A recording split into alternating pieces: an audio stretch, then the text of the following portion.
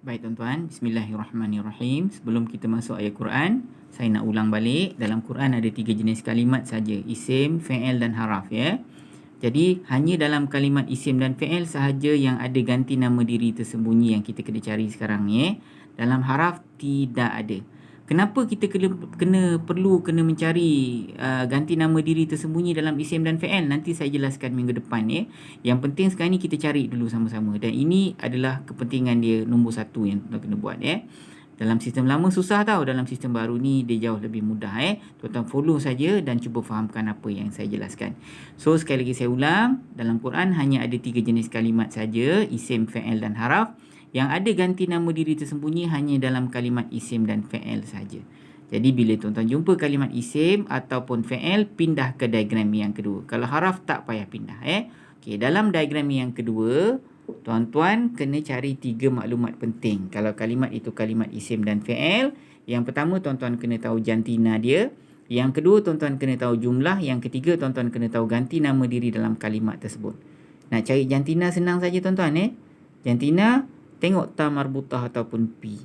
Kalau tak ada ta marbutah ataupun pi, maknanya kalimat itu jantinanya muzakkar lah. Okay, jumlah, cara paling mudah tengok terjemahan. Kalau tidak ada terjemahan berganda, dia mufrad lah. Kalau ada terjemahan berganda, kalimat tu jamak lah. Tapi secara teknikal dia, saya dah jelaskan pada tuan-tuan. Tanda jamak kalau kalimat itu muzakkar, ina, una, muslimuna, muslimina, kafiruna, kafirina, ina atau una Tapi kalau tanda jamak kalau kalimat itu muannas pula ialah ati di hujung dia ati, satu jenis saja. Okey, yang ketiga tuan-tuan kena cari ganti nama dalam kalimat tersebut. Kalau kalimat fi'il dia ada tulis, tuan-tuan terus baca saja. Aku duduk, pertamalah ustaz. Kalau engkau duduk, engkau tu kedua lah ustaz. Kalau dia duduk, ketiga lah ustaz dia. Tapi kalau kalimat isim, kalimat tu kalimat isim, kalimah Allah ke, kalimah apa saja kalimat isim, pokok, batu, kayu, dia ialah secara automatik ganti nama diri ketiga, third person. Terus dia, third person. Okey tuan-tuan, kita masuk ayat kita hari ni. Kita ambil surah yang saya dah sediakan. Qul huwallahu ahad Baik, saya besarkan. Tuan-tuan tengok dulu. Qul huwallahu ahad. Ni ayat yang pertama Qul, katakan olehmu, katakan oleh engkau, huwa, iaitu dia, Allah, ahadun, yang esa. Katakan oleh engkau, wahai Muhammad, dia adalah Allah yang esa, tu maksud dia. Dia adalah Allah yang satu, yang esa Baik, qul, katakan olehmu, katakan oleh engkau. Ini isim ke fi'il ke haraf tuan-tuan? Kalau fi'il kita pindah diagram yang kedua. Kalau isim kita pindah. Kalau haraf tak payah pindah. Ni, isim ke fi'il ke haraf? Katakan oleh engkau, duduk oleh engkau, pergi oleh engkau. Ini ialah kalimat fi'il. Fi'il apa yang macam tu? Duduk oleh engkau, katakan oleh engkau. Fi'il amar. Betul ke tidak? Jadi kalau fi'il amar, fi'il lah. Ada tak ganti nama diri tersembunyi dalam dia? Tentulah ada. Isim dan fi'il tentulah ada. Okey, sekarang kita cari tuan-tuan apakah ganti nama diri dalam kalimah qul ini Okey, qul tu kita kata di kalimat fi'il tadi kan? Okey, kalau kalimat fi'il, sekarang kita berada di diagram nombor 2 Okey. Jantina kalimat qul itu muzakkar ke muannas? Kalau tuan-tuan buka tadi ayat tadi, ada tak pi dalam kurungan dekat hujung dia ataupun ta marbutah? Tak ada Tak ada pi dalam kurungan kan? So kalimat itu kalimat muzakkar. Okey, jumlah dia tuan-tuan. Katakan oleh mu ke oleh kamu tuan-tuan? Mu tu kan engkau kan Kalau engkau tu seorang ke ramai engkau? Engkau tu mufrad lah. Kalau katakan oleh kamu, barulah jamak Ni katakan oleh mu, so dia mufrad. Okey, engkau ataupun mu. Mu tu ganti nama diri pertama atau kedua atau ketiga tuan-tuan? Mu ataupun engkau. Ganti nama diri pertama aku. Ganti nama diri kedua engkau ataupun mu. Kalau ganti nama diri ketiga dia. Betul tak tuan-tuan So mu ataupun engkau tu dia second person lah, ganti nama diri kedua lah. Betul kan? So bila tuan-tuan dah tahu diganti nama diri kedua, barulah tuan-tuan boleh pergi diagram yang terakhir. Dah kata diganti nama diri kedua, pergilah kedua. Nampak? Kalau kalimat tu ganti nama diri pertama, tuan-tuan pergilah ganti nama diri pertama. Kalau kalimat tu macam isim, secara automatik ganti nama diri ketiga kan? Tuan-tuan pergilah ke ganti nama diri ketiga. Faham tuan? So mu ataupun engkau tu dia ganti nama diri kedua tadi kan? Okey, sekarang ni kalau dia ganti nama diri kedua, saya nak tanya balik soalan yang saya dah tanya tadi. Qul, katakan oleh engkau, jantina ejaan dia muzakkar ke muannas tadi kita jumpa? Muzakkar. Sebab tidak ada pi, tak ada ta marbutah, dia muzakkar. So engkau tu seorang ke ramai tuan-tuan? Engkau tu seorang. Kalau ramai bukan engkau, kamu. So Ganti nama diri yang tersembunyi dalam kalimah kul itu ialah engkau lah, anta lah. Tak ada tulis anta dalam kul tu tuan-tuan tapi tersembunyi dalam kalimat tu ialah anta. Anta tu maknanya engkau. Tuan-tuan okey, kita pergi kepada kalimat yang berikutnya. Allahu. Huwa ni kita tak payah carilah sebab huwa ni maknanya dia dia memang ada dekat dalam diagram yang ketiga tu. Tak cari je pun tengok Huwa kan. Huwa tu sebenarnya ganti nama diri ketiga, dia ada kat sini So huwa tu kita tak payah cari. Nanti minggu depan kita akan bahas panjang tentang perkara tersebut Okay, kita ambil pada kalimah Allah Tuan-tuan tengok kalimah yang mulia ni Kalimah Allah. Dia tuan-tuan, huwa ni dia ialah isim yang ada gelaran dan fungsi, betul tak? Gelaran dia ialah isim ganti nama diri kan. Yang itu semua tuan-tuan tak payah cari pun tak apa. Kalau nak cari boleh juga tapi kita tak payah cari Kalau cari huwa ni, jumpa huwa lah balik semula. Sebab tu saya tak nak cari. Kita fokus pada kalimah Allah ni tuan-tuan Okay, kalimah Allah ni maknanya Allah lah. Isim ke fi'il ke haraf? Tengok tanda dia tuan-tuan. Dia ada alif lam di pangkal kalimat. Confirm kalimat ni ialah kalimat isim. Betul ke tidak?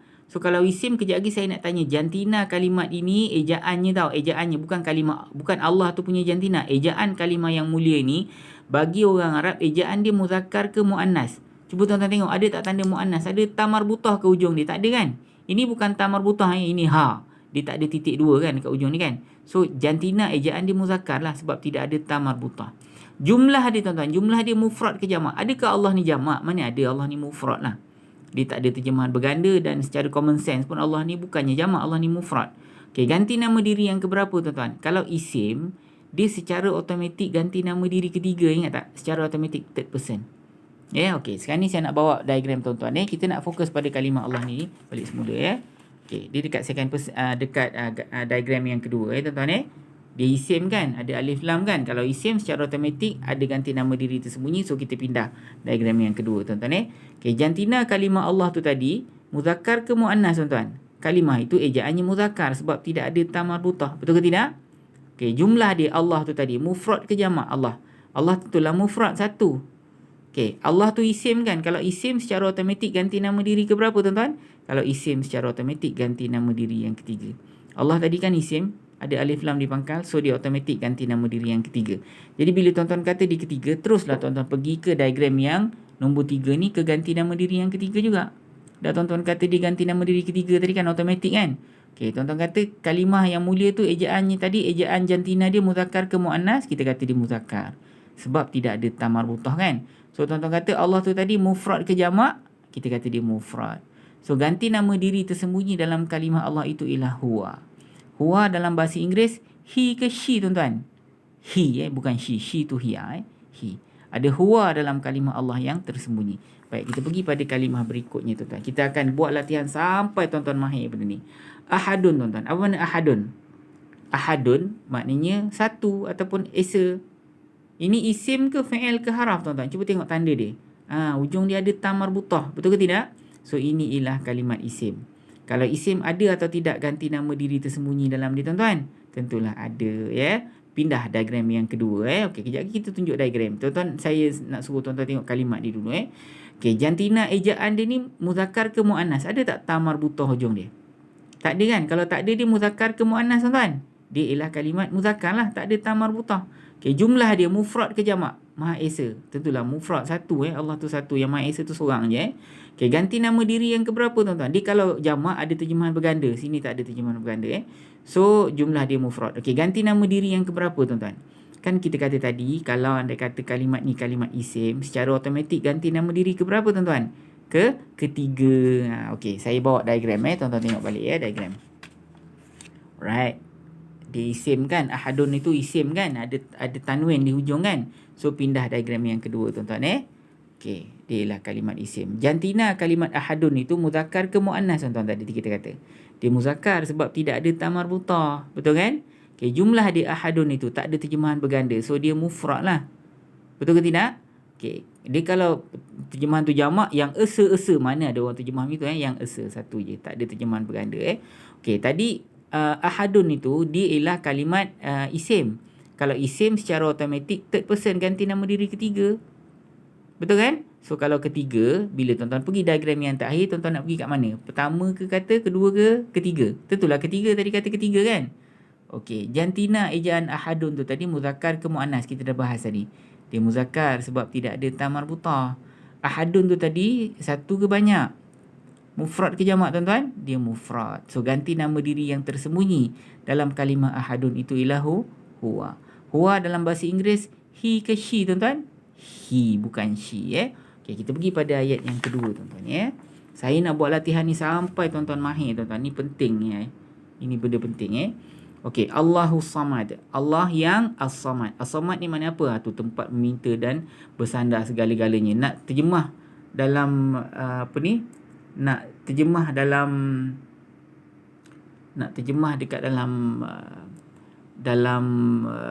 bahasa Melayu tak boleh pakai satu kalimat kena pakai banyak kalimat. Okey, kejap. Kena pula telefon saya ni tuan-tuan.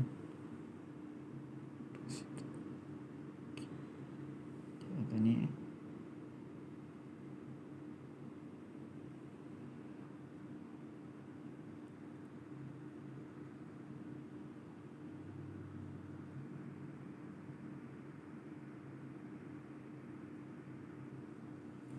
baik tuan-tuan maaf ada gangguan teknikal. Allahus Samad. Allahus Samad. Okey. Sekarang ni tuan-tuan jumpa makna Allahus Samad ialah Allah yang As-Samad. As-Samad ni tak boleh terjemah untuk satu kalimat. Dia kena terjemah dalam bahasa Melayu kena guna banyak kalimat. So kita maintain pakai As-Samad saja. Allah As-Samad. Okey, Allahus Samad ni Allah kalimat yang pertama. So kalimat yang mulia ni isim ke fa'il ke haraf tuan-tuan? Inilah kalimat isim. Nampak ni? Ada alif lam di pangkal kalimat. Jadi kalau isim perlu tak pindah diagram yang kedua tuan-tuan? Pindah. Okey, jantina kalimah yang mulia ini bagi orang Arab. Kalimat ini, kalimat ejaannya muzakkar ke muannas. Ni tentulah kalimat muzakkar sebab tidak ada ta marbutah di hujung. Okey, jumlah dia mufrad ke jamak? Allah ni mufrad ke jamak? Tentulah mufrad. Mana pula Allah tu jamak kan? Okey, ganti nama diri yang keberapa tuan-tuan? Ini isim. Kalau isim secara automatik ganti nama diri yang ketiga. Okey, sekarang ni saya bawa diagram pada tuan-tuan balik. Tuan-tuan tengok balik Alright, dia isim kan? Dia ialah kalimat isim sebab ada al Allah tu ada al di pangkal dia. Okey, sekarang ni tuan-tuan dia ialah kalimat isim. Jantina kalimah yang mulia itu muzakkar sebab kalimah Allah tu tidak ada ta marbutah di hujung Okey, jumlah dia mufrad ke jamak tuan-tuan? Jumlah dia mufrad mufrad. Allah tu satulah. Okey, ganti nama diri yang keberapa? Dia kalimat isim kan? Kalau isim secara automatik ganti nama diri yang ketiga kan? Jadi barulah tuan-tuan pergi diagram yang ketiga ni, diagram yang terakhir ni. So tadi tuan-tuan kata dia ganti nama diri pertama ke kedua ketiga. Kalimah Allah tu kan isim, secara automatik third person ganti nama diri ketiga So tuan-tuan kata Allah tu tadi ejaan jantina dia muzakkar ke muannas, kita kata dia muzakkar. Kan? Okey, jumlah dia tadi mufrad ke jamak? Allah tu satu ke banyak tuan-tuan? Tentulah satu. So ganti nama diri bahasa Arab yang tersembunyi dalam kalimah yang mulia itu ialah huwa. Huwa dalam bahasa Inggeris he, dalam bahasa Melayu dia lah. Rujuk kepada muzakkar. Dia kalau muannas she tu hiya. Okey, kita pergi pada kalimat berikutnya tuan-tuan As-Samadu. As-Samadu makna dia apa? Tuan-tuan bacalah. Tempat meminta dan bersandar segala-galanya itu makna As-Samad. So As-Samad ni kalimat isim ke fa'il ke haraf tuan-tuan? Dia ialah kalimat isim lah ustaz. Sebab ada alif lam di pangkal kalimat. Betul ke tidak? So kalau isim ada tak ganti nama diri tersembunyi dalam dia? Jawapannya tentulah ada. Jadi kalau ada, pindahkan ke diagram yang kedua tuan-tuan Inilah soalan kuis kita hari ni tuan-tuan Okey, dengar soalan saya Dia ialah kalimat isim, kita pindahkan ke diagram yang kedua Okey, baik. Saya nak tanya, jantina kalimat ini muzakkar ke muannas? Tengok ujung dia ni ta marbutah dan pi dalam kurungan dua-dua tak ada, tuan-tuan boleh jawab Jantina dia muzakkar ke muannas? Itu soalan pertama. Yang kedua, jumlah dia mufrad ke jamak? Satu ke banyak? Yang ni tempat meminta ni dia seorang ke ramai? So dia mufrad ke jamak kalimat ni? Okey, dia ganti nama diri yang keberapa? Saya nak tahu tuan-tuan dengan soalan saya, apa jantina dia, apa jumlah dia dan apa ganti nama diri dekat dalam kalimah As-Samadu ini. Ganti nama diri yang tersembunyi tuan-tuan tak payah jawab pun tak apa, tapi kalau nak jawab pun boleh, itu nanti kita bahas kemudian. Saya